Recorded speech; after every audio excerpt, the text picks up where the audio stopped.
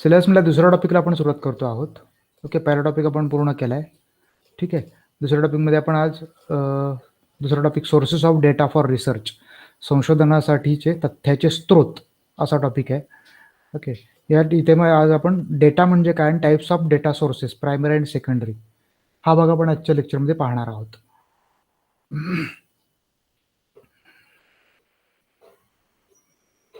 Data किंवा ज्याला मराठीमध्ये आपण तथ्य असं म्हणतो. ओके, मराठीमध्ये त्याला असलेला शब्द तथ्य असा आहे. त्याचा अर्थ काय होतो मुळात? ओके, डेटा कशाला म्हणायचं? आपल्याला तथ्य आणि तथ्याचे स्रोत, data and data sources, okay, हा भाग पाहायचा आहे. व्यवहारामध्ये आपण बऱ्याच वेळेला डेटा हा शब्द इंग्रजीमधला आहे तसा वापरतो. तथ्य हा त्याला मराठी प्रतिशब्द आहे, पण हा शब्द फारसा आपण व्यवहारामध्ये वापरत नाही. इंग्रजीमधले जसे अनेक शब्द आपण मराठीमधले शब्द म्हणूनच वापरतो, उदाहरणार्थ टेबल वगैरे वगैरे, त्याचे जे मराठी प्रतिशब्द आहेत ते आपण विसरून गेलेलो आहोत. तसंच या शब्दाच्या बाबतीत झालंय. ओके, डेटाला मराठी शब्द तथ्य म्हणून आहे, पण तो आपण कधी वापरत नाही. ओके, खरं तर तथ्य हा शब्द जास्त समर्पक आहे. ओके, पण आपण इतर शब्दांच्या बाबतीत जे झालंय आपलं मराठी भाषेमध्ये तेच या शब्दाच्या बाबतीत झालेलं आहे. किती समर्पक असलं तरी मराठी आपण वापरत नाही, आपण इंग्रजी शब्द वापरतो, म्हणून आपण बऱ्याच वेळा डेटाच म्हणतो. ओके, पण डेटा म्हणजे नक्की काय? आपण ज्यावेळेला डेटा म्हणतो त्यावेळेला आपलं नक्की काय अपेक्षित असतं? ओके, आणि आपण ज्याला हे म्हणतो काय, संशोधनाच्या दृष्टिकोनातून डेटा म्हणजे काय आणि मग तो गोळा करण्याचे मार्ग कोणते, कुठून कुठून तो उपलब्ध होऊ शकतो, हा भाग आपल्याला पाहायचा आहे. ओके, डेटा हा जो शब्द आहे हा शब्द लॅटिन शब्द डेटम पासून आलेला आहे. ओके, लॅटिनमध्ये डेटम हा शब्द होता, त्यापासून डेटा हा शब्द तयार झाला आहे. ओके, डेटमचा अर्थ आहे इन्फॉर्मेशन. ओके, डेटम या शब्दाचा लॅटिनमधला जो अर्थ होतो तो इन्फॉर्मेशन असा होतो. ओके, इंग्रजीमध्ये त्याला समानार्थी शब्द त्याला जवळचा शब्द द्यायचा राहतो तो इन्फॉर्मेशन असा देता येईल. इन्फॉर्मेशन म्हणजे माहिती. ओके, डेटामध्ये माहिती अपेक्षित आहे. आता आपण ज्यावेळेला माहिती असं म्हणतो त्यावेळेला आपल्याला काय अपेक्षित असतं? आपण ज्यावेळेला म्हणतो इन्फॉर्मेशन, मला इन्फॉर्मेशन मिळाली की माझ्याकडे इन्फॉर्मेशन आहे. ओके, मी इन्फॉर्मेशन देऊ शकतो, अशा प्रकारचे विधान आपण व्यवहारामध्ये करतो. त्यावेळेला आपल्याला काय अपेक्षित असतं? नक्की कोणत्या प्रकारची इन्फॉर्मेशन आपल्याला अपेक्षित असते? ओके, आपण ज्यावेळेला असं म्हणतो इन्फॉर्मेशन त्यावेळेला आपल्याला फक्त शाब्दिक गोष्टी अपेक्षित असतात का? फक्त शब्दांच्या स्वरूपात उपलब्ध होणारी माहिती अपेक्षित असते का? तर तसं नाहीये. आपण ज्यावेळेला इन्फॉर्मेशन असं म्हणतो त्यावेळेला आपल्याला त्यापेक्षाही अधिक काहीतरी अपेक्षित असतो. ओके, आपण फक्त शब्दांच्या स्वरूपातली माहिती आपल्याला अपेक्षित असते का? नाही, इन्फॉर्मेशन किंवा माहिती ही कोणत्याही स्वरूपात असू शकते. कोणत्याही स्वरूपात इन द सेन्स, कोणत्याही स्वरूपात म्हणजे काय तर ती शाब्दिक स्वरूपात तर असू शकतेच, किंवा ती ध्वनीच्या स्वरूपात सुद्धा असू शकते, बरोबर. ती चित्रांच्या स्वरूपात असू शकते, बरोबर. ती फोटोग्राफच्या स्वरूपात असू शकते, बरोबर. अशा वेगळ्या स्वरूपात ती माहिती असू शकते. ओके, ती आकड्यांच्या स्वरूपात असू शकते. ओके, त्यामुळे ही माहिती आपण ज्यावेळेला असं म्हणतो त्यावेळेला माहिती फक्त शाब्दिकच असते असं नाही.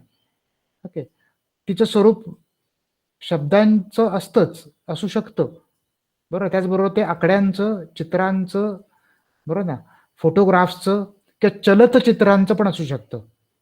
चलचित्र म्हणजे फिल्म्स. ओके, छोट्या छोट्या फिल्म्स हे पण माहितीच असू शकते त्यामध्ये सुद्धा. ओके, ती सुद्धा एक माहिती असू शकते. ओके, त्यामुळे माहिती स्वरूप अशा कुठल्याही प्रकारचं असू शकतं. ओके, त्यामुळे डेटामधून जे अपेक्षित आहे ते या सगळ्या प्रकारच्या गोष्टी अपेक्षित आहेत. ओके, ज्यातून तुमच्या विचार प्रक्रियेला चालना मिळेल. ओके, अशा प्रकारची तुमच्यासाठी उपलब्ध होणारी कोणती गोष्ट ही तुमच्यासाठी डेटा असू शकते. ओके, व्यवहारामध्ये काय होतं, व्यवहारामध्ये आपण डेटा हा शब्द बऱ्याच वेळेला तो मोबाईलचा जो हे मारतो आपण काय रिचार्ज, त्याच्यामध्ये डेटा पॅक मारतो. ओके, मग तो 1 GB, 1.5 GB, 2 GB असा आपण डेटा पॅक मारत असतो. ओके, पण त्याचा तरी अर्थ काय असतो? तर त्या माध्यमातून उपलब्ध होणारी माहिती किती स्पेस व्यापेल त्याच्या आधारे ते कम्प्युटर सायन्समध्ये त्याचे GB, TB वगैरे MB यासारखे त्याचे ते भाग पाडलेले आहेत. ओके, म्हणजे 1 MB म्हणजे एखादा फोटोग्राफ किंवा एखादा व्हिडिओ किंवा एखादा हे किती जागा व्यापेल त्यावरून ते MB, बरं ना, किंवा 1 GB किंवा 1 TB अशा प्रकारचं त्याचं हे केलं गेलेलं आहे. मग त्यामध्ये शाब्दिक स्वरूपाची माहिती येईल, वर्ड फाईल येतील किंवा फोटोग्राफ्स येतील किंवा PDFच्या फाईल येतील किंवा चित्रपट येतील, बरोबर ना, चित्र येतील, चलचित्र येतील, व्हिडिओज येतील, अशा कुठलीही गोष्ट येईल की जो किती जागा व्यापेल ती म्हणजेच आपण त्या अर्थाने डेटा असा वापरतो. म्हणजे अंतिमतः डेटा हा शब्द अशा प्रकारची सगळ्या प्रकारची माहिती की जी तुमच्या विचारांच्या प्रक्रियेला चालना देते, अशा प्रकारच्या माहितीला आपण डेटा असं म्हणू शकतो. ओके, हे झालं व्यवहाराच्या बाबतीत. संशोधनाच्या बाबतीत डेटा कशाला म्हणायचं? व्यावहारिक दृष्टिकोनातून ज्यावेळेला आपण डेटा हा शब्द वापरतो त्यावेळेला तो डेटा वापरण्यामध्ये आणि तो डेटा उपलब्ध होण्यामध्ये विशिष्ट प्रकारचे हेतू असतातच असं नाही. ओके, बऱ्याच वेळेला कुठल्याही प्रकारचे हेतू नसतात सुद्धा. ओके, निर्हेतुकपणे सुद्धा बऱ्याच वेळेला डेटा उपलब्ध होत असतो, होऊ शकतो, बरोबर ना. परंतु संशोधनाच्या बाबतीत असं नाहीये. व्यवहारामध्ये आपल्याला कुठल्या सगळ्या प्रकारचा डेटा उपलब्ध होतो, बरोबर ना. तुम्ही ज्यावेळेला YouTube सुरू करता त्यावेळेला सगळ्या प्रकारचे व्हिडिओ तुमच्या समोर येतात. ते व्हिडिओ विशिष्ट प्रकारचेच असतील असं काही सांगता येत नाही. ओके, तुम्हाला हवे तेच असतील असं काही सांगता येत नाही, बरं ना. तुम्हाला ज्या प्रकारचे व्हिडिओ बघायचे त्याच प्रकारचे व्हिडिओ तुम्हाला ते उपलब्ध होतील असंही काही सांगता येत नाही. तरी सुद्धा युट्यूबमध्ये एक प्रकारचा अल्गोरिदम असतो. नॉर्मली तुम्ही ज्या प्रकारचे व्हिडिओ बघता त्या प्रकारचे व्हिडिओ तुम्हाला सजेस्ट केले जातात, तुम्हाला सुचवले जातात. साधारणपणे त्याच्या प्रकारचे व्हिडिओ आपल्याकडे येतात, पण इतर व्हिडिओ सुद्धा येत असतात अधनमधनं. ओके, तो डेटा आपल्यापर्यंत येत असताना त्याच्या पाठीमागे तो येत असताना सुद्धा कुठला उद्देश नसतो आणि आपल्या समोर आल्यानंतर बऱ्याच वेळेला निरुद्देशपणे किंवा कुठल्या प्रकारचा उद्देश न ठेवता आपण तो डेटा काही वेळेला वापरतो सुद्धा, बरोबर. म्हणजे काही वेळेला आपण युट्यूब सुरू करतो, आपल्याला काही हेतू नसतो, जस्ट आपल्याला वेळ घालवायचा असतो. आपण युट्यूब किंवा फेसबुक सुरू करतो किंवा व्हॉट्सअप सुरू करतो आणि मग आलेले सगळे मेसेज आपण स्क्रोल करत जातो. काही महत्वाचे मेसेज असतात ते आपण बऱ्याच वेळेला बाजूलाच टाकतो. म्हणजे सरांनी लेक्चरचा मेसेज पाठवलाय तो आपण बाजूलाच टाकतो, पण दुसऱ्याच कुठल्या तरी ग्रुपवर काहीतरी व्हिडिओ आलाय कसला तरी, ओके, तो आपण महत्वाचा म्हणून अगोदर बघतो आणि हा मेसेज दिवसेंदिवस बघत नाही. मग हे मेसेज साठत राहतात आणि मग कधीतरी बघितले जातात. ओके, कारण ते फारसे महत्वाचे आपल्याला वाटत नाही. का महत्वाचे वाटत नाही? कारण आपला काही उद्देशच नसतो, आपला काही हेतूच नसतो. त्यातून काहीतरी आपल्या विचारांच्या प्रक्रियेला चालना द्यायची आहे, आपल्याला काहीतरी त्यातून कृती करायची आहे, अशा प्रकारचा त्याच्यामध्ये हेतूच नसतो. ओके, त्यामुळे व्यावहारिक दृष्टिकोनातून जो डेटा हा शब्द वापरतो तो शब्द किंवा तथ्य हा शब्द किंवा माहिती हा शब्द संशोधनाच्या दृष्टिकोनातून वापरत असलेल्या शब्दापेक्षा वेगळा आहे. आणि तो वेगळेपणा कुठे आहे? तो गोळा करण्यामध्ये आणि त्याच्या वापरामध्ये असणारा उद्देश या अर्थानं वेगळेपणा आहे. ओके, संशोधनाच्या प्रक्रियेमध्ये जो आपण डेटा म्हणतो, ओके, किंवा तथ्य असं म्हणतो, ओके, हे तथ्य किंवा हा डेटा संशोधन प्रक्रियेमध्ये आपल्या वापरण्यामध्ये, गोळा करण्यामध्ये, घेण्यामध्ये एक विशिष्ट प्रकारचा हेतू असतो. ओके, लक्षात घ्या या दोघांमधला फरक. म्हणजे व्यवहारामध्ये आपण ज्यावेळेला डेटा म्हणतो त्यावेळेला त्यामध्ये आपल्याकडे बऱ्याच वेळा कचराच येत असतो. फेसबुकच्या द्वारे, व्हॉट्सअपच्या द्वारे, युट्यूबच्या द्वारे, लोकांकडून मिळणाऱ्या माहितीच्या द्वारे, शेजाऱ्याने काहीतरी सांगितलं, मित्राने काहीतरी सांगितलं, मैत्रिणीने काहीतरी फोनवर सांगितलं, प्रत्यक्ष भेटून सांगितलं, ही सगळी जी माहिती आणि या सगळ्या गोष्टी आपल्याकडे येत असतात तो त्यातला बराचसा कचरा असतो. कचरा अशा अर्थानं की त्याचा प्रत्यक्षात आपल्या थॉट प्रोसेसिंगला, बरोबर ना, तर प्रत्यक्षात आपल्या एकंदरीत याला कुठल्या प्रकारचा हेतू नसतो. तो कुठल्याही प्रकारे आपल्याला थॉट प्रोसेसिंगला आणि प्रोवोकिंगला या दोन्हीमध्ये म्हणजे विचार निर्माण करण्यामध्ये आणि आपल्या विचारांना चालना देण्यामध्ये त्यातला कुठलाही माहिती किंवा तथ्य किंवा आकडेवारी आपल्याला काही मदत करत नाही. ओके, आपले विचार विशिष्ट दिशेनं चांगल्या दिशेने नेण्यासाठी आपल्याला काही मदत करत नाही. उलट त्या येणाऱ्या माहितीमधनं बऱ्याच वेळेला आपली फरफटच होते, आपला तोटाच जास्त होत असतो. ओके, या सगळ्या सोशल मीडियाच्या माध्यमातून जी ज्या प्रकारची माहिती येते त्यातली फार कमी, एखाद दुसरा टक्के किंवा अर्धा टक्केच आपल्या उपयोगाची असते, बरोबर ना. त्यातली बरीचशी निरुपयोगी जास्त असते. ओके, त्यामुळे त्याची युटिलिटी फार कमी असते आपल्यासाठी. संशोधन प्रक्रियेमध्ये आपण ज्यावेळेला डेटा असं म्हणतो त्यावेळेला त्याची एक निश्चित दिशा असते, निश्चित स्वरूपाचा हेतू असतो, तो उद्देश असतो. ओके, आपल्याला म्हणजे समजा मी एका उदाहरणात हे समजावून सांगतो. ओके, समजा आपण संशोधन करतो आहोत. ओके, आपण संशोधनासाठी एक टॉपिक निवडलाय. ओके, आपण एक असा टॉपिक निवडलाय, समजा पॅन्डेमिकच्या कालखंडामध्ये किंवा या हा जो काय काय कोरोनाचा जो कालखंड आहे, महामारीचा कालखंड, या महामारीच्या कालखंडामध्ये भारत सरकारचं टॅक्स कलेक्शन असं समजा आपण एक रिसर्च असा आपण मुद्दा निवडला.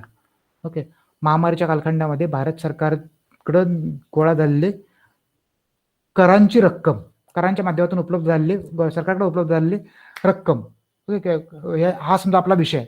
ओके, किती गोळा झाली, पूर्वी किती होत होती, आता किती गोळा झाली, ओके, कमी झाली की वाढली, ओके, वगैरे वगैरे, अशा प्रकारे अशा अनुषंगाने त्याचा समजा आपण अनालिसिस करणार आहोत, आपल्या अभ्यासाचा विषय. आता या विषयाच्या अनुषंगानं डेटा म्हणून कशाला म्हणणार आपण, तर केंद्र सरकारची जी टॅक्स कलेक्शन सिस्टीम आहे, ती सिस्टीम, त्या माध्यमातून गोळा होणारे पैसे, येणारे पैसे, ओके, केंद्र सरकार ते पैसे कसे गोळा करते या संदर्भातली माहिती, बरोबर. केंद्र सरकार केंद्र सरकार किंवा राज्य सरकार जे असेल ते त्याचा कशा प्रकारे विनियोग करते, वापर करते, बरोबर. या संदर्भातली जी सगळी माहिती येईल ती सगळी आपल्या त्या संशोधनाच्या दृष्टिकोनातून डेटा असेल. पण त्याच वेळेला दुसरीच काहीतरी माहिती आली जिचा काही या टॉपिकशी काही संबंधच नाहीये. ओके, उदाहरणार्थ कोणीतरी आपल्याला सांगितलं की अमुक अमुक एका गावामध्ये काहीतरी भांडणं चालू आहेत, असं काहीतरी सांगितलं, तर ती माहिती आता ह्याचा डेटा होऊ शकत नाही.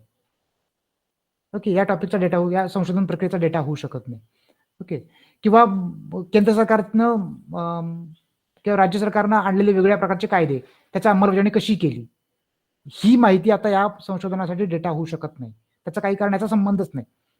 प्रत्यक्ष व्यवहारामध्ये जिथे आपण संशोधन करत नाही तिथे व्यवहारामध्ये आपण सगळ्याला डेटा म्हणतो, बरोबर. जो काय आपल्या समोर येईल तो सगळा डेटाच असतो, तो कुठल्याही माध्यमातून येऊ. ओके, जो काही आपल्या मेंदूपर्यंत पोहोचतो तो सगळा डेटाच असतो. ओके, मग तो मगाशी म्हटलं तसा बऱ्याच वेळेला कचरा पण असतो त्याच्यामध्ये. 99% कचराच असतो. ओके, 0.1 एवढीच त्याच्यामध्ये खऱ्या अर्थानं माहिती आणि उपयोगी माहिती असते. ओके, परंतु संशोधनाच्या बाबतीत असं नाहीये. कुठल्याही प्रकारची माहिती म्हणजे डेटा नव्हे. संशोधनाच्या डेटा उपलब्ध होण्यामध्ये, ओके, किंवा उपलब्ध करून घेण्यामध्ये एक विशिष्ट प्रकारचा उद्देश असतो, हेतू असतो. आणि तो उद्देश काय असतो तर साधारणतः संदर्भ घेणं, ओके, आणि विश्लेषण करणं हा उद्देश असतो. संदर्भ घेणं आणि विश्लेषण करणं. ओके, संदर्भ घ्यायचा म्हणजे आपल्या संशोधनाच्या दृष्टिकोनातून काहीतरी संदर्भ घ्यायचा, काहीतरी रेफरन्स घ्यायचा, म्हणून तो आपण ती माहिती आपण गोळा करतो, किंवा त्या माहितीचं विश्लेषण करायचं म्हणून ती माहिती आपण गोळा करतो. म्हणजे आपल्या या रिसर्च टॉपिकमध्ये आपण ती माहिती गोळा करतो कारण आपल्याला सरकारचं टॅक्स कलेक्शनच्या दिशा पाहायची आहे पॅन्डेमिकच्या कालखंडामधली, बरोबर ना, महामारीच्या कालखंडामधली. त्यामुळे ती माहिती आपण घेतो आहोत. ओके, तिथे आपण संदर्भ घेतो आहोत, सरकारची सिस्टीम कशी आहे डेटा कलेक्शनची, ह्याचा आपण संदर्भ घेतला. ओके, त्यातली आकडेवारी कोणकोणती आहे हा आपण डेटा घेतला, त्याच्यावर आपण अनालिसिस केलं त्या डेटाचं, बरोबर ना, वेगळ्या प्रकारचे प्रोसेसिंग त्याच्यावर केलं, आणि मग त्यातून आपण निष्कर्ष मांडले आपले जे काय असतील ते. पॅन्डेमिकचा डेटा कलेक्शनवर परिणाम झालाय, नाही झालाय, सरकारच्या फंक्शनिंगवर परिणाम झालाय, नाही झालाय, वगैरे जे काय असेल ते. ओके, अशा प्रकारचे आपण निष्कर्ष मांडले. ओके, त्यामुळे इथे आपण रेफरन्स केला आणि विश्लेषण केलं. ओके, संशोधनाच्या प्रक्रियेमध्ये डेटा गोळा करण्यामध्ये, डेटा उपलब्ध करून घेण्यामध्ये आणि डेटा उपलब्ध करून देण्यामध्ये, ओके, एक विशिष्ट प्रकारचा हेतू असतो आणि तो हेतू प्रामुख्याने संदर्भ आणि विश्लेषणाचा असतो. त्यामुळे संशोधनाच्या दृष्टिकोनातून डेटा म्हणजे अशी तथ्य आणि आकडेवारी, तथ्य म्हणजे माहिती, ओके, आणि आकडेवारी, आकडेवारी सुद्धा तथ्याचाच एक भाग असतो. ओके, त्यामुळे असं तथ्य, ओके, की जे संदर्भ आणि विश्लेषणाच्या हेतून एकत्र केलेलं आहे. ओके, त्यामुळे काहीतरी रेफरन्स असल्याशिवाय, काहीतरी संदर्भ असल्याशिवाय, काहीतरी लिंक असल्याशिवाय संशोधनामध्ये आकडेवारी आणि माहिती गोळा केली जात नाही. ओके. तर संशोधनाच्या संदर्भातला ज्यावेळेला आपण डेटा असं म्हणतो त्यावेळेला संदर्भ आणि विश्लेषण या दोन हेतून जी माहिती आणि जी आकडेवारी गोळा केली जाते त्याला आपण तथ्य किंवा डेटा असं म्हणतो. ओके. सर्वसाधारण संकल्पना म्हणून डेटा काही विद्यमान माहिती किंवा ज्ञान चांगल्या प्रकारे वापरण्यासाठी किंवा प्रक्रियेसाठी योग्य असलेल्या स्वरूपात प्रतिनिधित्व केले जाते किंवा कोडित केले जाते. ओके. कसं होतं, आपण व्यवहारामध्ये जे आपल्याकडे, आता मगाशी मला व्यवहारातली उदाहरणं मी दिली आहेत, व्यवहारामध्ये आपल्याकडे जी माहिती येते त्या माहितीचं आपण कुठल्याही प्रकारे त्याचं विश्लेषण करण्याच्या भानगडीत पडत नाही. ओके. आहे तशी माहिती ती आपण ग्रहण करतो, बरोबर ना. जसं आपण मिळेल ते अन्न खातो त्या पद्धतीनं आहे तशी माहिती आपण ग्रहण करतो. ओके. आणि त्याच्यावर आपण आपले विचार मांडण्याचा प्रयत्न वगैरे करत नाही. परंतु संशोधनामध्ये काय होतं, जी माहिती विद्यमान माहिती उपलब्ध होते, ओके, किंवा ज्ञान चांगल्या प्रकारे वापरण्यासाठी किंवा प्रक्रियेसाठी ती माहिती प्रातिनिधिक स्वरूपात उपलब्ध केली जाते आणि ती कोडित केली जाते. त्याचं कोडिंग केलं जातं. कोडित केलं जातं म्हणजे काय, त्याला एक विश्लेषणासाठी विशिष्ट स्वरूपाचं विशिष्ट प्रकारचं त्याला स्वरूप दिलं जातं. ओके. त्याला विशिष्ट प्रकारचं स्वरूप दिलं जातं. ओके. त्याच्यावर अधिक प्रोसेसिंग केलं जातं. ओके. अशा माहितीला आपण डेटा असं म्हणतो. ओके. आता तुमच्या यावरून लक्षात आलं असेल की संशोधनाच्या दृष्टिकोनातून डेटा ही संकल्पना वेगळी आहे आणि व्यवहारात आपण डेटा शब्द फार लूजली वापरतो, फारच सैलपणे वापरतो. तितका तो सैल नाहीये. संशोधनाच्या दृष्टिकोनातून जर आपण डेटा ही संकल्पना विचारात घेतली तर ती खूप स्पेसिफिक आहे, तेवढी लूज नाहीये, ती स्पेसिफिक आहे. त्याच्या पाठीमागे विशिष्ट प्रकारचा उद्देश आहे आणि प्रामुख्याने संदर्भ घेणं आणि विश्लेषण करणं हे त्याच्या पाठीमागचे महत्वाचे उद्देश आहेत. ओके. आता संशोधनाच्या दृष्टिकोनातून आपण डेटा हा शब्द वापरणार आहोत. इथे आता आपल्याला व्यवहारामधला आपण जो म्हटला लूज अर्थानं तो डेटा नाहीये, ती अपेक्षा नाही आहे आपल्याला संशोधनाच्या दृष्टिकोनातून आपण विचार करतो आहोत तर डेटा म्हणजे काय. ओके. आपल्याला डेटा सोर्सेस ही संकल्पना पाहायची. डेटा सोर्सेस म्हणजे काय, की तथ्याचे स्रोत म्हणजे काय. ओके. तथ्य म्हणजे काय आपण बघितलं, की डेटा म्हणजे काय आपण पाहिलं. ओके. संशोधनासाठी उपयुक्त असणारी माहिती, आकडेवारी वगैरे वगैरे. ओके. आता ही माहिती किंवा आकडेवारी कुठून उपलब्ध होते हे सुद्धा तेवढंच महत्वाचं आहे. संशोधनासाठी उपलब्ध होणारी जी माहिती आहे की मिळणारी जी माहिती आहे ती कुठून उपलब्ध होते, ती जिथून उपलब्ध होते त्याला तथ्याचे स्रोत असं म्हणतात, डेटा सोर्सेस असं म्हणतात. ओके. मुळात सोर्सेस किंवा स्रोत म्हणजे काय, मराठीमध्ये हा शब्द आपण व्यवहारामध्ये वापरतो बऱ्याच वेळेला. उदाहरणार्थ आपल्याला माहिती आहे, आपल्याला स्रोत हा शब्द आपल्या परिचयाचा आहे. ओके. जिथून आपण ती गोष्ट घेतो त्याच्या मूळ गाभ्याला आपण स्रोत असं म्हणतो. उदाहरणार्थ पिण्याच्या पाण्याचे स्रोत, विहीर, तलाव, बरोबर ना, धरण. ओके. हे पिण्याच्या पाण्याचे स्रोत आहेत, कारण तिथून आपण पिण्याचं पाणी घेतो. बरं, आपल्यापर्यंत पिण्याचं पाणी तिथून येतं म्हणून त्याला पिण्याच्या पाण्याचे स्रोत म्हणतो. तसंच तथ्य, संशोधनासाठी उपलब्ध असणारं तथ्य जिथून येतं त्याला तथ्याचे स्रोत असं म्हणतात. ओके. डेटाचे सोर्सेस असं म्हणतात. ओके. तथ्यासाठी जे स्रोत उपलब्ध आहेत की तथ्य ज्या स्रोतांमधून येतं त्या स्रोतांचे दोन प्रकार केले जातात. ओके. त्या स्रोतांचे सामान्यतः दोन प्रकार केले जातात. एक म्हणजे प्रायमरी सोर्सेस आणि दुसरं सेकंडरी सोर्सेस. प्राथमिक स्रोत आणि दुसरे दुय्यम स्रोत. ओके. तर अशा प्रकारे स्रोतांचे दोन भाग केले जातात, एक प्राथमिक स्रोत आणि दुसरा दुय्यम स्रोत, प्रायमरी सोर्सेस आणि सेकंडरी सोर्सेस. आता हे जे क्लासिफिकेशन आहे प्राथमिक स्रोत आणि दुय्यम स्रोत हे कशाच्या आधारावर केलं जातं, तर हे या स्रोतांचं स्वरूप काय आहे याच्या आधारे हे क्लासिफिकेशन होतं. ओके. या स्रोतांचं नक्की सुनिश्चित स्वरूप काय आहे. ओके. हे स्रोत गोळा कशा प्रकारे केले जात आहेत, की हे डेटा कशा प्रकारे गोळा केला जातोय त्या स्रोतांच्या माध्यमातून. ओके. त्याच्यावर आधारित हे स्रोताचे प्रकार केले जातात, प्राथमिक स्रोत आणि दुय्यम स्रोत, प्रायमरी सोर्सेस आणि सेकंडरी सोर्सेस. ओके. अगोदर आपण प्राथमिक स्रोत म्हणजे काय ते बघूया आणि मग आपण बघूया सेकंडरी सोर्सेस म्हणजे काय. ओके. प्राथमिक स्रोत म्हणजे काय किंवा प्रायमरी सोर्सेस म्हणजे काय, जेव्हा संशोधक म्हणजे कोण, जो संशोधन करतो तो, रिसर्चर. ओके. जेव्हा संशोधक स्वतः किंवा आपल्या प्रतिनिधीमार्फत संशोधन क्षेत्रामध्ये फील्डवर जाऊन तथ्य म्हणजे माहिती किंवा डेटा गोळा करतो, त्यासाठी जे स्रोत वापरतो त्या स्रोतांना प्राथमिक स्रोत असं म्हणतात. ओके. संशोधक स्वतः म्हणजे लक्षात घ्या, प्राथमिक स्रोतांच्या माध्यमातून उपलब्ध होणारा स्रोत जो आहे तो फर्स्ट हँड डेटा आहे. ओके.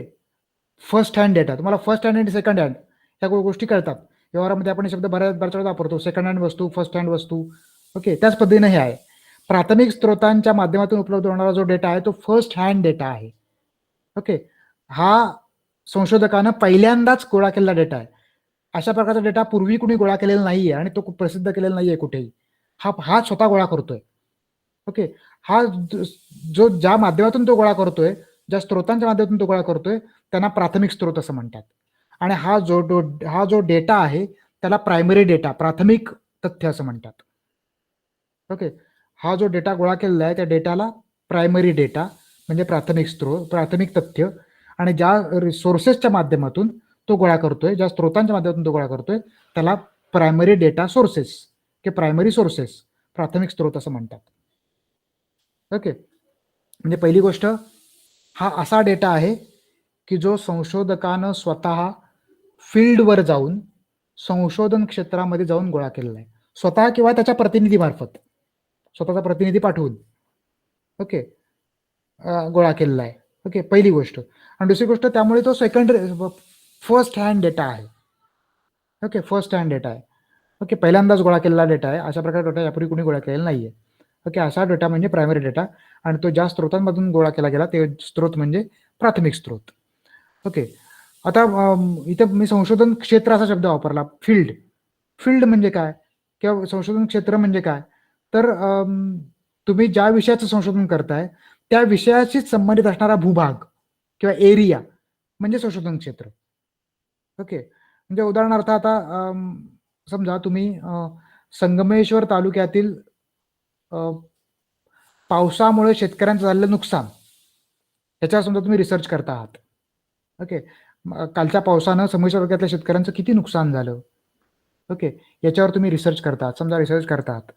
आता अशा परिस्थितीमध्ये तुम्ही हे जे रिसर्च करता आहात, ओके, ते रिसर्च करत असताना तुम्ही हे नक्की या रिसर्चच्या तुम्ही काय करणार, तर संगमेश्वर तालुक्यामधल्या शेतकऱ्यांना भेटणार, बरोबर ना, त्यांच्याकडून माहिती घेणार किंवा पाहणी करणार वगैरे वगैरे कराल.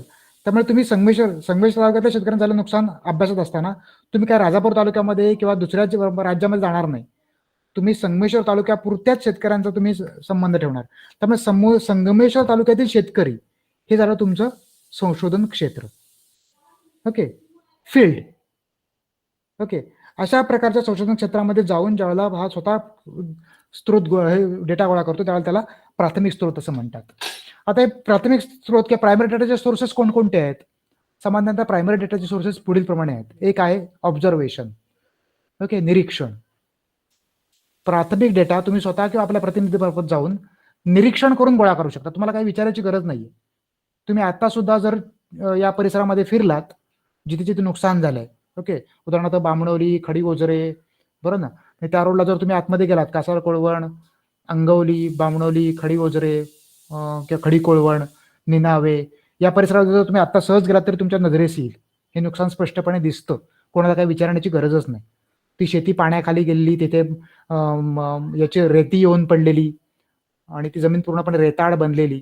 म्हणजे यावर्षीचं धान्य तर मिळणार नाहीच लोकांना, पण पुढे सुद्धा ती जमीन उपयोगात आणणं अवघड आहे, कारण सगळी पुळण आणि रेती येऊन त्याच्यामध्ये बसलेली आहे. ओके. त्यामुळे ती साफ करायला काही प्रचंड मोठ्या प्रमाणात कष्ट आणि खर्च करावा लागेल. त्यामुळे ती बहुतेक ती कायमचीच नापीक झाल्यासारखीच आहे. अशा प्रकारचं नुकसान झालंय. पण हे नुकसान तुम्हाला निरीक्षणामधनं सामोरं येतं, निरीक्षण करून कळतं. ओके. तुम्हाला कोणाकडे विचारायची गरज नाही. त्यामुळे निरीक्षणाच्या माध्यमातून ही तुम्ही जाऊन तिथे निरीक्षण नोंदवू शकता. वही घेऊन जायचं, पेन घेऊन जायचं, हे क्षेत्र समोर दिसतंय, काय काय नुकसान झालंय नोंदवून घ्यायचं. ओके. त्याचे मुद्दे नोंदवून घ्यायचे, साधारणतः अंदाज घ्यायचा काय किती झालंय. ओके. अशा प्रकारचं निरीक्षण हे हा एक स्रोत आहे. हे जे सगळे स्रोत आहेत ते आपण डिटेलमध्ये पाहणार आहोतच. प्रत्येक स्रोत आपल्याला पुन्हा डिटेलमध्ये बघायचा आहे. ओके. त्याचे गुणदोष वगैरे सगळे प्रकार वगैरे सगळं बघायचं आहे. ओके. इथं आपण थोडक्यात समजावून घेतो आहोत. ओके. तर निरीक्षण हा प्राथमिक स्रोत आहे. ओके. प्रायमरी सोर्सेस आहे.